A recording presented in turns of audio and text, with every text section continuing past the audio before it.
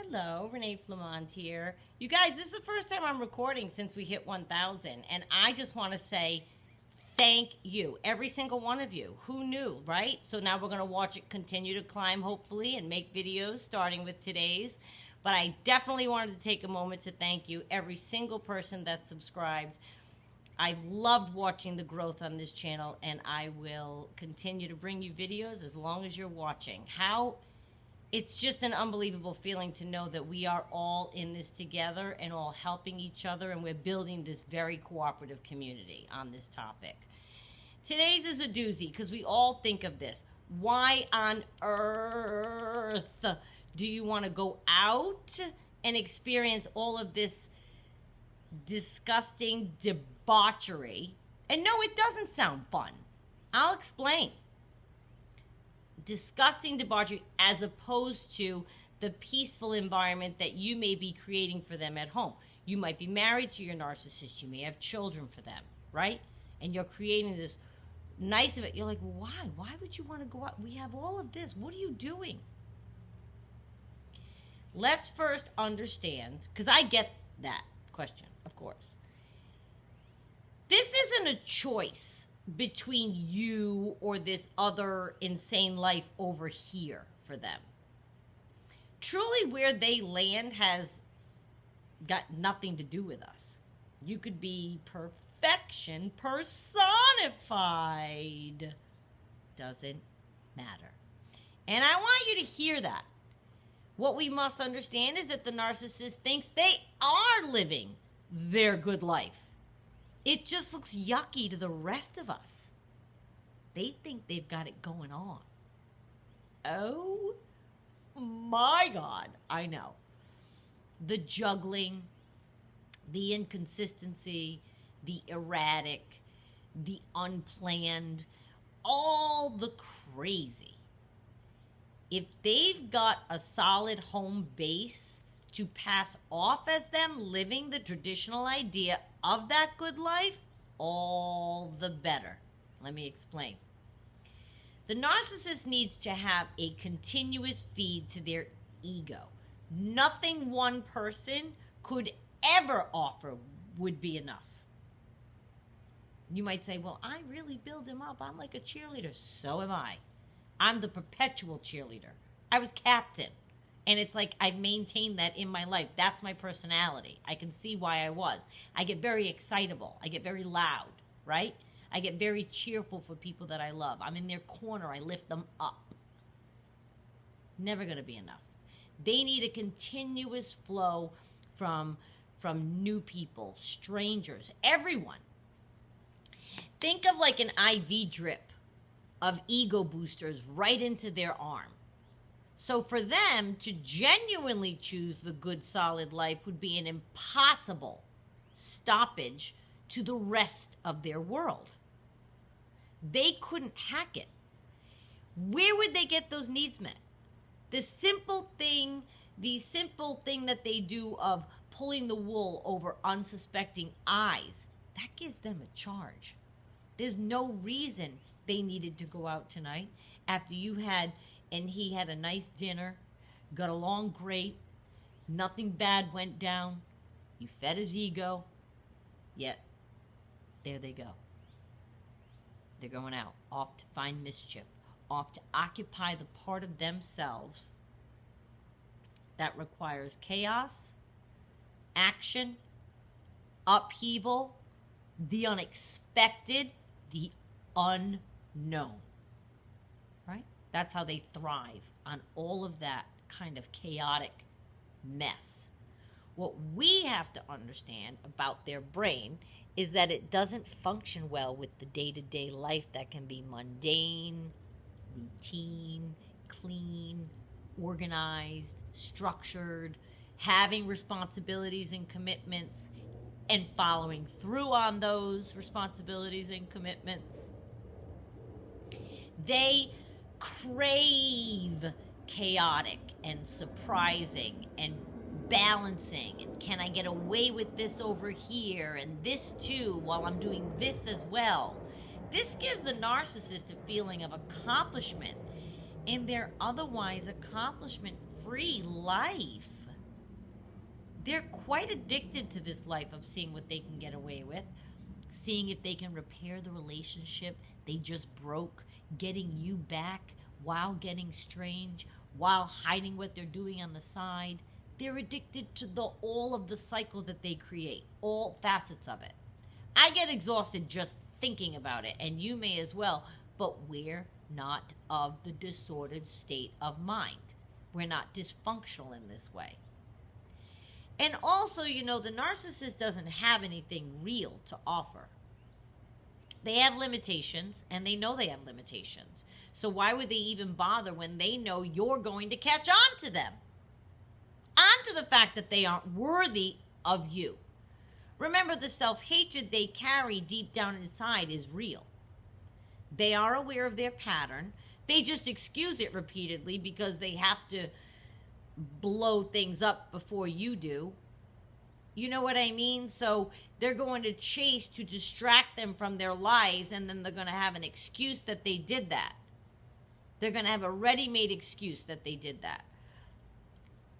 They cannot step up to the plate in any valuable way. They aren't needed in anyone's life. Not really.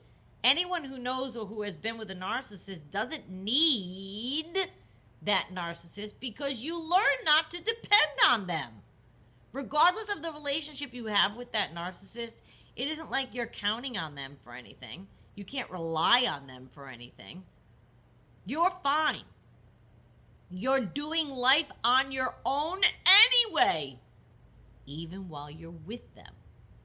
All they do is wreak havoc. Who needs that? Well, they know they're bringing discord into the home, right? But they aren't capable of bringing something solid. So there they go, choosing the messy path. They only live once. Might as well have fun with something. They can blame it on you or their habits or their pattern or their history. This is just what I do type thing. Excusing it away in their minds. They're famous for that. Oh, it wasn't that big of a deal. You make everything such a big deal. Wasn't that big of a deal? That's my favorite. The good, solid life that many seek shouldn't even be something the narcissist tries to have, in my opinion. They should just play. But then they'd really be alone, wouldn't they? Because that was my question. I had that over and over again. To my narcissist, after my narcissist, I would scratch my head and go, but why can't they just go be a player? Well, they hate being alone. A narcissist without a home base is alone a lot. There's a lot of downtime in between playing time. They're not 24/7 wrapped up with new supply. They do run out. I mean, they're human. They're not collecting them like, you know what I'm saying? So a home base fills that for the narcissist because they can never be alone. You're always there. They can go home. It's just that they could never only have the home base, this good life, lest they become bored, antsy, feeling trapped or closed in. The blessed narcissist feeling closed in. Are you okay? It's unnerving how they excuse away their behavior. And I just wanted to remind everyone not to ever feel like they didn't create the proper environment, and that's why the narcissist chose to go astray.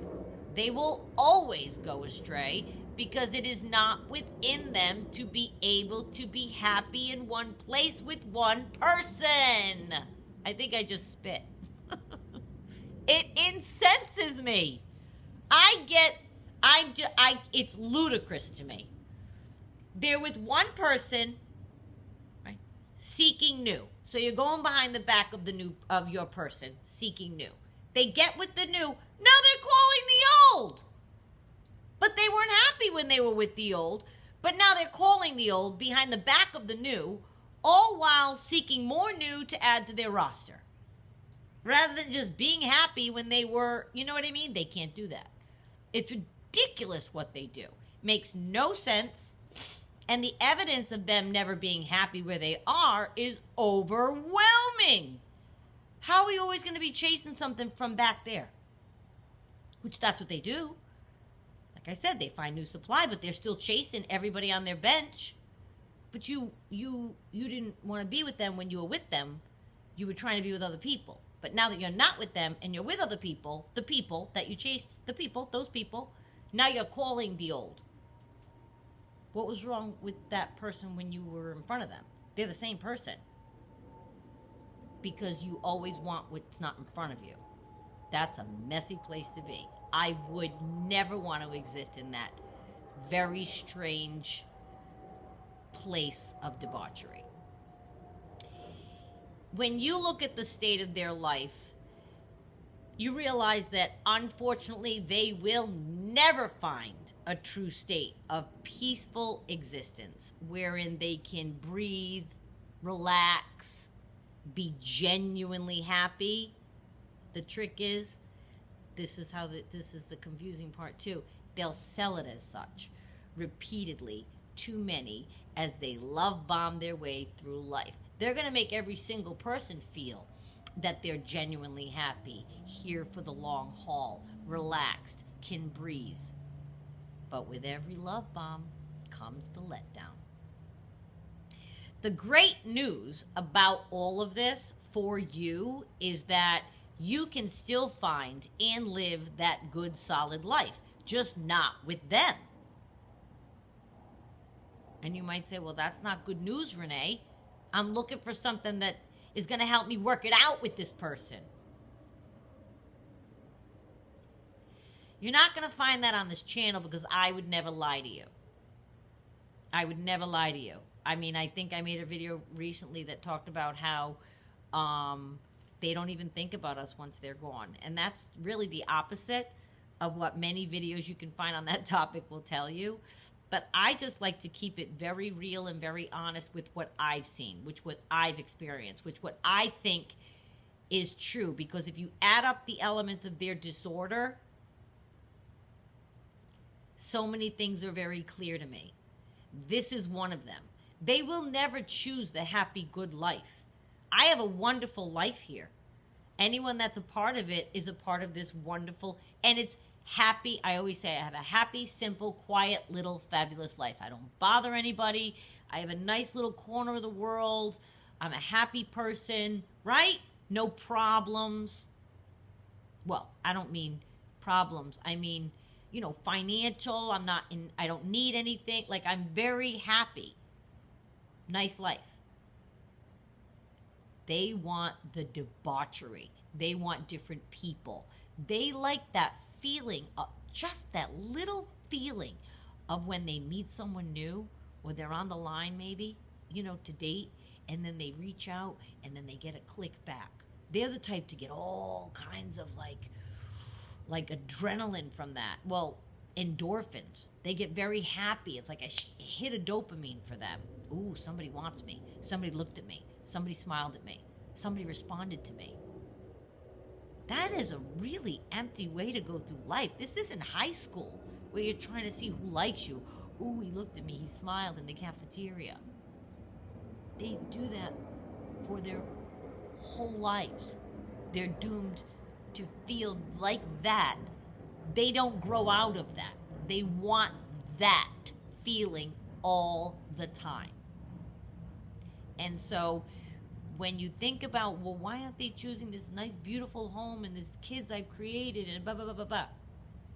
I told you before, my narcissist did it to two wives. Two wives of 15 years had homes going and children by this man.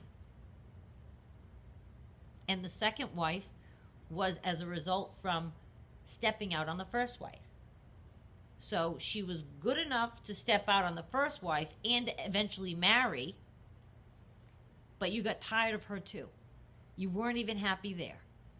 And the first wife had your two sons. The second wife had another son, and you weren't happy anywhere. Nice girls. I don't care what he has to say, smearing them. And I saw that a mile away. I was like, don't even. Don't even. Because I'm sure they're very nice girls, because you're horrendous to deal with. because I felt that. I felt that he had wronged them. That I kind of was onto right away. But that just goes to show you, they'll never choose the good, solid life. They have to be out there creating a mess, which is why they end up old, probably alone, having alienated a lot of their family. Because how do you think that goes down eventually? Their adult children see, their friends see, their family sees. You look at your narcissist, I bet there's people in their life that they've wronged, angered, don't talk to them. It's just not a good path to go down, yet they have to. They are compelled to walk this path. They think they're going to find something on it that is going to bring them something. And they're searching forever. It's like the perpetual state of suffering. You're searching forever. I can't imagine being like that. And you don't want to be next to them as they go through this path of seeking something that they will never find. Even if it looks like to you like, oh, but it looks like he found it. He looks happy with her. Stop! Stop! He looked happy with you. He looked happy with the person before you. And he'll look happy with the person after the person he's with after you. I wanted to make sure you understood it wasn't you. You are creating a beautiful home, and somebody else would be grateful and overjoyed to be involved in a life like that. They have a disorder that's bigger than us. It's bigger than anything we can provide for them. It's bigger than anything they can provide for themselves. They're doomed to walk the earth unsatisfied. Can you imagine that? Nothing they ever get will bring them a point where they say, oh, this is it. Never. They will never, ever exhale like that and feel that way. I just want to mention it. Thank you again. 1,000 subscribers. How exciting. I'm so appreciative, and I can't wait to see what the future holds. Please go ahead and hit sub, like, and share, and I'll see you next time. Thank you for watching.